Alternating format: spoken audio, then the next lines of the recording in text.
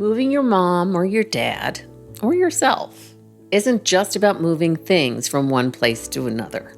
It is much more complicated than that, as are so many things having to do with later life. How to Move Your Mom and Still Be on Speaking Terms Afterward provides in-depth conversations with professionals, older adults, and their family members who share their stories with warmth, understanding, and humor. I'm your host, Marty Stevens-Heebner, and here you'll find answers to many of your questions, as well as different perspectives that I hope will inform and inspire you. Welcome to our next episode of How to Move Your Mom and Still Be on Speaking Terms Afterward. I am so happy to be with my dear friend and colleague, Todd Emrick of the Wheaton Group. Thank you, Todd, for being here with me. I really appreciate it. Absolutely. I'm very excited to be here. Oh, you're so great. Let me tell you a little bit about Todd here. My guest, Todd Emrick, is a 24-year industry veteran of the moving industry. As the Wheaton Group's Director of Customer Service, he has expertly shepherded clients from one end of their move to the other.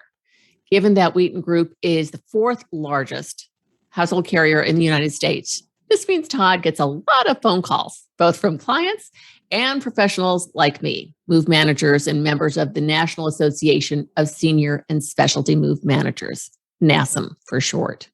Todd goes out of his way to help his clients through experiences where the unimaginable sometimes happens. I can personally attest to the fact that he has the patience of a saint, is the calming voice amidst the chaos of one of life's biggest upheavals, and has a killer sense of humor that can make you spit your scotch when you're having drinks with him.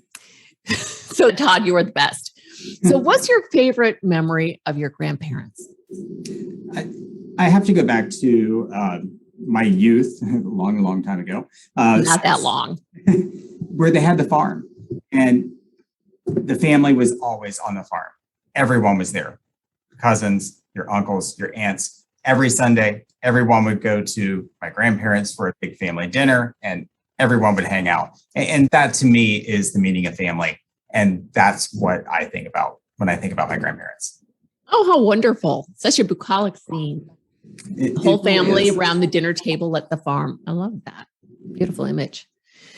So let's talk about what it is about moving older adults that's so different from other moves. Absolutely.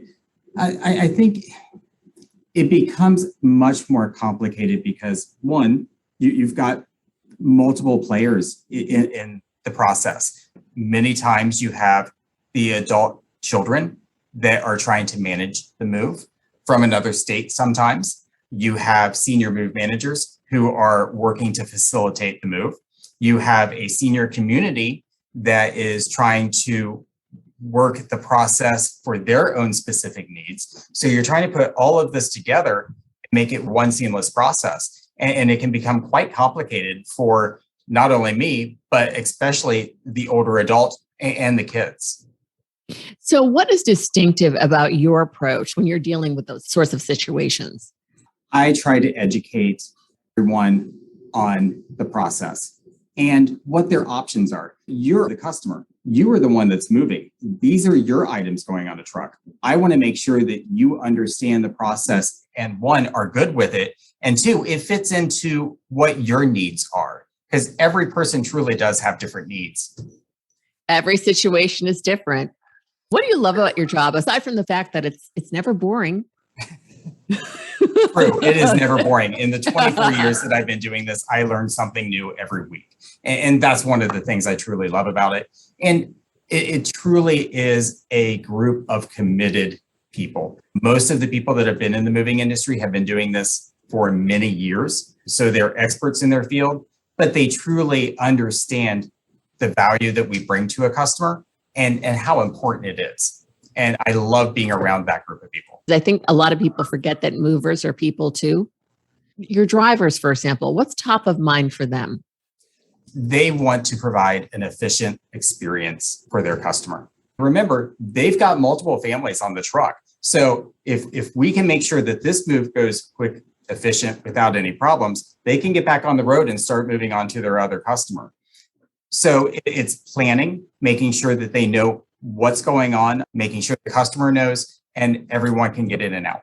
And sometimes that's a little trickier than other times. Without being too specific with names, we'll protect the innocent. What kind of things can happen? You have delays. As I mentioned, you've got multiple families on the truck. And as that driver is moving across the country, if there is a problem on one shipment, it has a domino effect. Sorry, when you said multiple families on the truck, I thought of people on the truck. It's partial loads from different families. And so there are different Correct. stops sometimes along the way. Absolutely. So please continue. Yeah, that driver is picking up and delivering multiple shipments as he goes across the country. So if there is an issue with Mrs. Jones's shipment, that could potentially affect Mrs. Smith, who is 2 cities down the road. So we can either make up that time, or we could potentially have a delay in our hands. And that becomes very stressful for everyone involved. And what can cause those delays? There can be the weather, but also having to drive around massive fires. Absolutely. We've got a big one going on in Northern California right now. But also, I'm assuming there can be blown out tires, big winds that topple trucks or accidents and things like that sometimes. Traffic in the South, you have hurricanes that we have to deal with every season. Like you mentioned, the fires out west, mechanical failures. These guys put 100,000 miles on a truck like that. So wow. At this point, you've got to make sure that you've got routine maintenance, and you're trying to do that maintenance while you are also maintaining your schedule. So it becomes a balancing act to make sure that you're getting your maintenance in, you've got your safety checks in because they are regulated. So there's a lot of things that go into play. I can only imagine, because I know from our perspective as the move managers, there are so many things you need to juggle. I think what really needs to be understood here is that every situation is unique and different. There are different people involved, different dynamics, different amounts of household goods. Who's doing the packing? Would you like to discuss packing by professionals versus families? Sure. And you and I have had this conversation, every year, past 9 or 10 years. Yeah. You want to make sure that you have a professional job completed on your packing, especially when you're dealing with those sentimental or high value items. Let the professionals do those high value items, those fragile items. And if you want to be price conscious, go in, you can do the pots and pans, the books, the clothing yourself. Ultimately, if that box gets bumped around, it's not something that is fragile or breakable. It's a book, not something that's going to shatter. And that leads into the coverage that we provide in our industry. Because of this, if we are doing the packing and you're electing the higher level of coverage, then that item is covered. If you're doing the packing, it will limit the van line's liability or any van line's liability against damages. We don't know what's in the box. We don't know the pre-existing condition of those items. So you need to be aware and not think you're saving money, but in the end, creating a mess for yourself on the back end to work through. It's really worth the investment. There have been times when we've had clients who are moving either interstate, in other words, not locally or across the country, and they haven't invested in the insurance. And it's rare, but sometimes something breaks. Limited liability coverage, what you get at no additional cost, is 60 cents per pound per item. You take a look around your house, you're not going to be able to replace anything for that amount of coverage. Yeah. It is not only peace of mind, but it is certainly an assurance that if something happens, you have a process in place with that van line to work through and bring a resolution to the damage. So when you purchase the bigger insurance plan from the Wheaton Group, for example, what all does that entail and cover? Sure. And I have to point out, it's not insurance, it's valuation. Thank you for clarifying that. Absolutely. We are self-funded. So it's a declaration of value that you're providing for your goods. You would file a claim. It goes over to the claims department. With the higher level of coverage, a claim representative would come out. They assess the damage, report back to us. Then we take a look, if it is, in fact, transit-related damage, at repair, replace, or cash settlement. Got it. That's very helpful because I think people really get confused about that. So that's definitely something you want to discuss when you're moving to find out what the costs are and things like that. And then realize it is an investment because you can have a very valuable painting that's maybe 8 inches by 10 inches and might weigh 1.5 pounds or 2 pounds. Absolutely. And 60 cents on the dollar is not going to cover it. That's for sure. And if you do have high value items, the industry, we do provide a form for you to outline those because it may be limited at $100 per pound. So you want to make sure that you're declaring your high value items, and you may want to go and be a little bit proactive, maybe get an assessment on what they actually cost. So if something does happen, you've got some documentation of the value of that particular piece. Yeah, we were once moving someone. It was local, but he had a couple of Chagalls, a Renoir. Mm-hmm. You have to realize, for example, those figurines, a lot of people like Yadro, or you have some crystal figurines that have fingertips or little thin pieces that come out. We have to wrap each part of those completely. You have to be so careful for those so that they don't break at all. And going interstate, we would probably recommend to create those. Even if they're small? If you're looking at something of that high value, yes, I'm going to give you what it would cost to create because it's going 1,000 miles. Yeah. Make sure that that is protected. That's a really good point. Can you explain what you mean by crating? We have third-party companies that we work with, and they would actually come out and build a crate specifically for those items. Just like the van lines, they have their own network. So they would have someone come out on the front end. They would crate it up at destination. They would have another technician come out and uncrate the piece for you.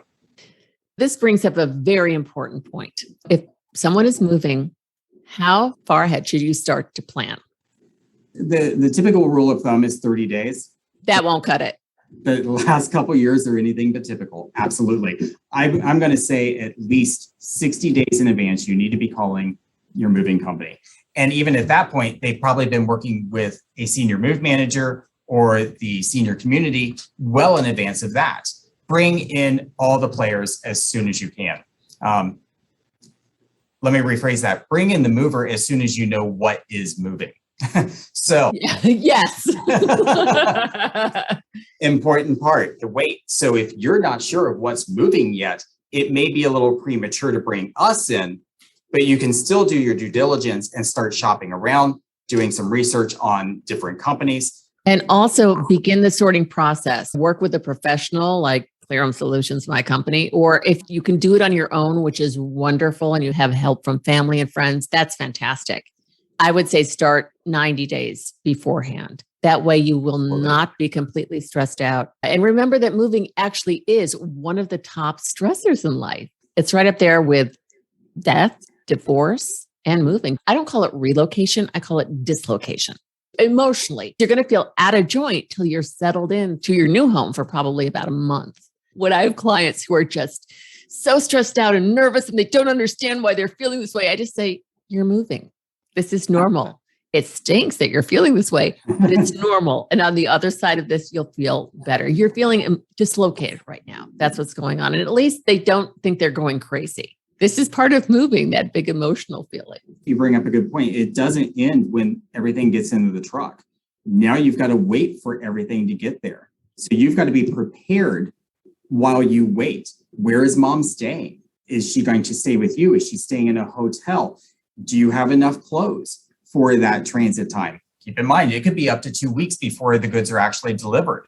And that's without any delays. So you want to make sure the medication, the documents you need for closing on the new home, whatever you're going to need to survive, that's going to have to stay off the truck and go with you. Also, be aware that unless you're moving locally, you will be given a delivery window. Yes. Once things are getting on the truck.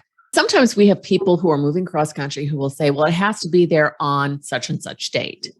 And that can't be guaranteed if you're moving out of your local area because you just never know what's coming up. Plus, if your load is a partial load, yes, they need to wait till the truck is filled up and then they'll go. More and more senior communities are requiring that. A lot of them I work with have limited appointments per day for deliveries, 1 or 2 deliveries per day. Right. So Right. what I have started doing is having all of our goods delivered into our local destination agent, Mm-hmm. turn around, use a smaller vehicle that can actually navigate those streets, and then make the delivery at the appointed time. And you bring up such an important point because depending on where you're living before you move or where you're moving to, if it's a narrow little driveway or street, a big truck can't make it down there. So we use a smaller truck. We could rent a U-Haul or a Penske, one that can actually navigate the street that's a little bit lower in height. The goods would then be shuttled to that over-the-road truck where the driver would then take it on to the next location. Because sometimes you have low overhanging tree branches. So these are just things to keep in mind and to kind of look around where you are when you're starting to think about moving. That's one of the great things about the in-home surveys versus a virtual survey. Virtual surveys are great, don't get me wrong. But with an in-home survey, you actually have a salesperson that is driving the route that the driver is going to be using to get to your location. And they can actually understand, how is he getting there? Where is he going to park? That's one of the things that I truly think are missing out of the virtual sites. And that's so important, isn't it? If for any reason you do end up doing a virtual survey, do yourself and the moving company a favor and take a video out to your main street. If you live down a long driveway or on a small street, so they can actually see what the situation is. And in the event they have to shift things like that, right, it won't be a big surprise on move day. Yeah. And keep in mind too, Google Maps only goes so far. And these, some of them, they are in trucks that can be up to 85 foot in total length, and getting them in and out in hilly areas, short turns. Sometimes we just don't know until the driver attempts to pull it up to the house. And then at that point, we need to shift to plan B and get that smaller vehicle in play very quickly. And that can cause a delay. It can, absolutely. Yeah. What do you wish people knew about what you and your drivers and such do that they might not know already? I think, one, you need to understand what we can, and I think more importantly, what we can't or shouldn't do. Talking about those high value items, stop. Let's talk about those and make sure that they are created and you do have documentation of the value of them. Wine collections. Understand that these trucks are going over the mountains, through the hills, and are going through temperature changes, pressure changes. So you need to be aware, if you are moving large collections, high value items, let's stop and have a conversation with the salesperson first before it gets down the road, and then we are trying to fix something. It's just like anything else. Good prep means a better outcome. It's not always a perfect outcome because there's always hiccups. It's like a wedding or any big event. There's always some hiccups. But that way, you've done as much as possible to prepare yourself for a successful move. Wheaton has a training program, I believe, for its drivers regarding the special care one has to take with older adults. I think you helped create that. Am I right? Yes, myself and people much smarter than I actually put it together. Yes. No one's smarter than you, Todd. No one. Thank you. But it actually goes beyond the drivers. It's an entire program that takes not only a driver, but your salesperson, the manager at the local agent, and the crew leader.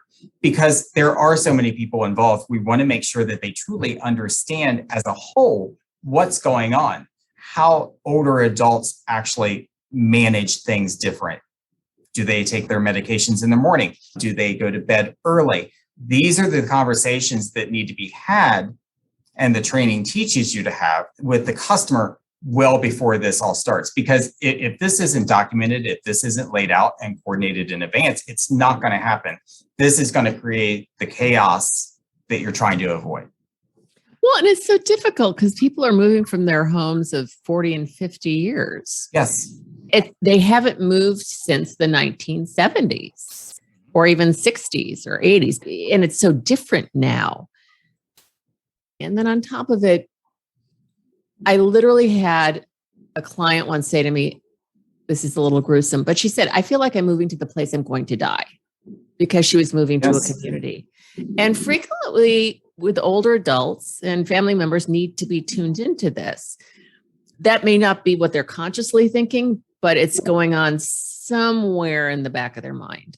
So there's a lot more care one needs to think about when speaking to them about their things and where they're going. This is a really emotional time and sometimes a frightening time for them. If they have dementia, even early stage dementia, there's usually some sundowning. So that means later in the day, their cognitive abilities are not as strong as they are earlier. So when you're moving, and also if you're working with a move manager to go through items, do it earlier in the day, usually between about 10 and 3 p.m., because you want people as present as possible. And it can be an exhausting process. That whole sorting and move day is exhausting for them, especially. I imagine when they're actually getting estimates, they're meeting with the representative from the company, they need to ask as many questions as come to mind, because there are no stupid questions when it comes to moving, quite honestly. No, absolutely. And understand the estimates that we provide can be really complicated. So take the time to sit down and go line item by line item through this with your salesperson so you understand what this particular charge is. And I cannot stress this enough. When they tell you something, oh yeah, we can do that, get it in writing. Oh, yes. You're verifying everything that is said in writing. That way there is a clear line of communication of what was said and what the expectations are. That is so helpful. And especially when you're sitting there and maybe they use some moving terms that aren't obvious, don't be shy about asking them to explain what such and such means. People often think that movers unpack and set up your home, and that's not really their job. No, absolutely not. So unpacking in our world is taking everything out of the box and laying it on the first available flat surface. That would drive me crazy. I would rather either have someone come in to do a turnkey or leave it in the box and where I can manage the unpacking on my own at my speed without it just being all laid out in chaos. Or like you say, turnkey, hire a move manager who can put everything away. Absolutely. And I want to say too, have a floor plan. Have a floor plan. Honestly, Yes. We do floor plans for our clients and we tape it up by the door as the movers come in. We can say, okay, that sofa goes over there in that room on the left wall. There's always a little more tinkering when you get on site, always, but at least there's a plan to start with. It's so important. Make sure you put together a floor plan. You'll be so glad you did. And as a mover, we actually appreciate that. That goes back to the efficiency. That driver wants to come in, get everything unloaded. And if you've got someone sitting there, maybe the couch should go over there. No, we need to keep on moving. What questions should people ask professionals like you as they consider working with a moving company? One, are they a mover? Are they a broker? Are they affiliated with a van line? Or are they independent? These are the things that you can use to find out really who you are working with. Is it an established van line? How long have you been in business? So you want to start understanding who these people are. What's the difference between a moving broker and an agent? Take Wheaton Van Lines. We are the interstate carrier, and we are made up of agents. They are independently owned and operated companies. So if you're doing a local move, they are doing it under their own name, their own authority. They come to us and run under our authority for interstate moves. So that's what we as the van line provide, is that interstate hauling authority. And the broker? The broker is a guy that is sitting in a office complex somewhere that is taking your information, giving you a price, and then selling that to other moving companies, the people that actually have the trucks. So you don't know who is going to show up on the day of your move. Well, that's problematic. You can go to protectyourmove.gov. This is an arm of the Federal Motor Carrier Safety Administration that oversees our industry. You can ask this person for their motor carrier number or their US DOT number. You can input that into the website. It'll tell you, one, how many trucks they have. There's a dead giveaway. If they're trying to move you and they have 0 trucks, that's not very good. Right. Right. I would also ask them, what's their physical address? I'd love to come see your warehouse. So if they don't have a physical address, that's a dead giveaway that's actually a broker.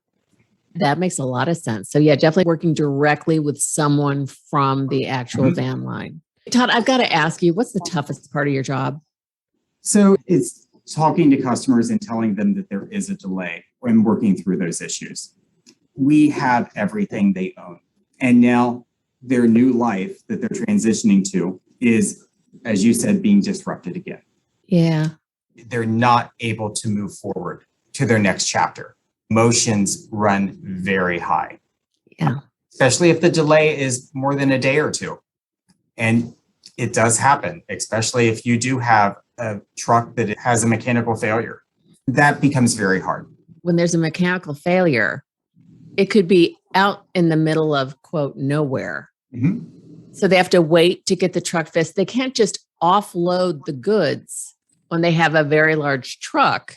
We can try to do that sometimes, particularly this year. There's no other trucks to be found. When something does happen, it's hard to recover at this point. Let's say somebody's moving cross country. In terms of the delivery window that they're given, is Mhm. that about a week long? Is it 10 days long? What is It it? depends on the size of your shipment. The larger the size of your shipment, the more space you take up in the truck, the more you can command that. If you have a smaller shipment, say you're moving to a 1-bedroom in a senior community, you've probably got a window of 7 to 14 days. That's a lot of uncertainty for an older adult and the family. Be prepared. Please tell your mom and dad, this is the window, not that the truck is going to be there next Thursday. It'll be fine. It's a little trickier working with clients with dementia, but when your parents have all their faculties, don't sugarcoat it. Not that anyone's ever average, but can you give us an idea of the average weights and costs and that sort of thing? Absolutely. We took a look at all of our survey respondents, 55 and over. The average cost for a move was $6,900. Average mileage is 1,100 miles. So we're talking cross-country moves, or mid-country at least. And the average weight was 8,200 pounds. So that's a lot of stuff. That rolls into a large financial factor for the customer. It's an investment, and be aware of that. And you don't want to go with the cheapest mover. Even locally, when you're moving locally, make sure they have insurance, liability, and workers' comp, because you want to make sure they're using employees and not subcontractors that they just pull in on occasion. I have told so many friends, first of all, it's silly that they don't ask me for recommendations. Hello, this is what we do. And then if I find out they've hired a mover, I say, here's a list of questions I want you to ask them. And it's often about insurance and employees. And now I'm going to add broker and agent because it's a very distinctive. I always call you, so I don't worry about that. Right. Use your connections. Absolutely. It's kind of like a doctor. Right. You want a good recommendation. So just so everybody knows. And a good outcome. Yeah, and a good outcome. Absolutely. Everything's still intact and ready to go. So Todd, your contact information, and thank you so much for sharing it with our audience, will be on the How to Move Your Mom and still be on Speaking Terms Afterward website. And that website is howtomoveyourmom.com. Thank you, Todd, for taking the time out of what I know is a very busy day. I'm so grateful to you. Thank you again for having me. Thank you so much for listening to How to Move Your Mom and still be on Speaking Terms Afterward. Please visit howtomoveyourmom.com for more information about this episode and for additional podcast episodes featuring other extraordinary guests and conversations. Until next time, this is your very grateful host, Marty Stevens-Huebner.